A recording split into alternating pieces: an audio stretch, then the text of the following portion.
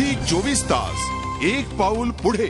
Mumbai central स्टेशनवर आणि बोर्डावर आरपीआयच्या कार्यकर्त्यांनी डॉक्टर बाबासाहेब आंबेडकर यांच्या नावाची स्टिकर्स लावली आहेत। मुंबई सेंट्रल स्टेशनला डॉक्टर बाबासाहेब आंबेडकरांचं नाव देण्याची मागणी करत कार्यकर्त्यांनी आंदोलन केलं।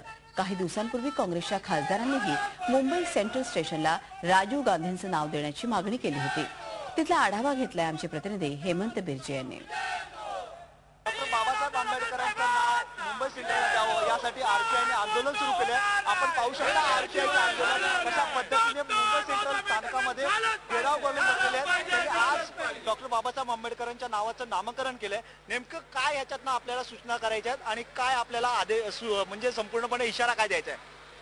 आम्हाला रिपब्लिकन पार्टी ऑफ इंडियाच्या वतीने आणि माननीय खासदार माजी खासदार रामदास आठवले यांच्या नेतृत्वाखाली आम्ही जे आंदोलन केले, रामदास आठवले खासदार होते तेव्हा, लालू प्रसाद रेल्वे मंत्री होते तेव्हा एक निवेदन दिलं होतं आठवले साहेबांनी की बॉम्बे सेंट्रल टर्मिनस यांना भारतरत्न डॉक्टर बाबासाहेब आंबेडकर टर्मिनस हे नाव दिलं पाहिजे ही विनंती केली होती।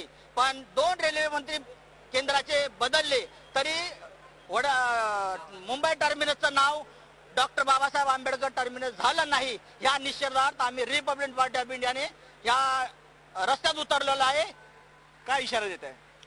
आम्ही इशारा देतोय या लवकरात लवकर बॉम्बे सेंटरचं doctor Babasaheb Bharat Ratna doctor Babasaheb Ambedkar terminus झालं नाही तर आम्ही उग्र आंदोलन करू आणि या मंत्री महोदयांना आरपीआयच्या वतीने रस्त्यावर फिरून देणार नाही। हेच आमचे आरपीआयच्या ह्या इशाऱ्यानंतर आता हे आंदोलन झी 24 तास एक पाऊल पुढे।